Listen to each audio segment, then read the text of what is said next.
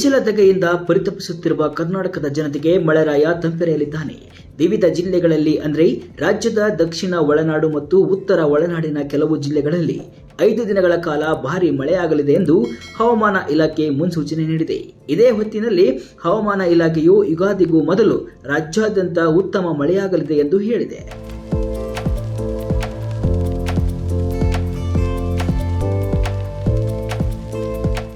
ಇಂದಿನಿಂದ ಉತ್ತರ ಒಳನಾಡಿನ ಬಾಗಲಕೋಟೆ, ಕಲಬುರಗಿ, ಕೊಪ್ಪಳ, ರಾಯಚೂರು, ವಿಜಯಪುರದಲ್ಲಿ ಅಧಿಕ ಮಳೆ ಸುರಿಯಲಿದ್ದು ಯೆಲ್ಲೋ ಅಲರ್ಟ್ ಘೋಷಿಸಲಾಗಿದೆ. ದಕ್ಷಿಣ ಒಳನಾಡಿನ ಉತ್ತರ ಕನ್ನಡ, ದಕ್ಷಿಣ ಕನ್ನಡ, ಉಡುಪಿ, ಚಿಕ್ಕಮಗಳೂರು, ಚಿತ್ರದುರ್ಗ, ಹಾಸನ, ಕೊಡಗು ಸೇರಿದಂತೆ ಹಲವೆಡೆ ಸಾಧಾರಣ ಮಳೆಯಾಗಲಿದೆ ಎಂದು ಹವಾಮಾನ ಇಲಾಖೆ ಮುನ್ಸೂಚನೆ ನೀಡಿದೆ. ಕರ್ನಾಟಕದಲ್ಲಿ ಯುಗಾದಿಯ ಮೊದಲು ಅಂದರೆ ಏಪ್ರಿಲ್ 6, ಏಪ್ರಿಲ್ 7ರಂದು ಮಳೆ ಬೀಳುತ್ತೆ ಎಂದು ಹವಾಮಾನ ಇಲಾಖೆ ಹೇಳಿದೆ.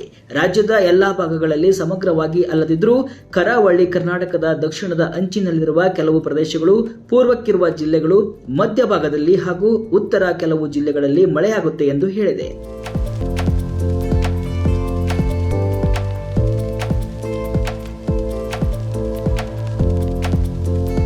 ವಾರಾಂತ್ಯಕ್ಕೆ ರಾಜ್ಯಾದ್ಯಂತ ಹಲವು ಕಡೆ ಹಗುರದಿಂದ ಕೂಡಿದ ಸಾಧಾರಣ ಮಳೆಯಾಗುವ ಸಂಭವವಿದೆ ಎಂದು ಹವಾಮಾನ ಇಲಾಖೆ ಮುನ್ಸೂಚನೆ ನೀಡಿದೆ.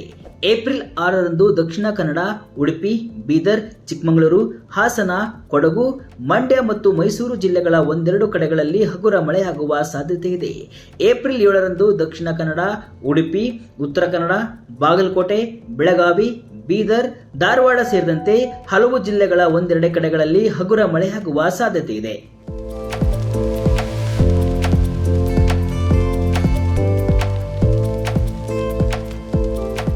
ಈಗಾಗಲೇ ದಕ್ಷಿಣ ಒಳನಾಡಿನ ಕೊಡಗು, ಚಿಕ್ಕಮಗಳೂರು, ಮೈಸೂರು ಜಿಲ್ಲೆಗಳ ಕೆಲವು ಕಡೆ ಹಾಗೂ ಉತ್ತರ ಒಳನಾಡಿನ ಕಲಬುರಗಿ, ಬೀದರ್ ಜಿಲ್ಲೆಗಳ ಕೆಲ ತಾಲೂಕುಗಳಲ್ಲಿ ವರ್ಷದ ಮೊದಲ ವರ್ಷಧಾರೆಯಾಗಿದೆ.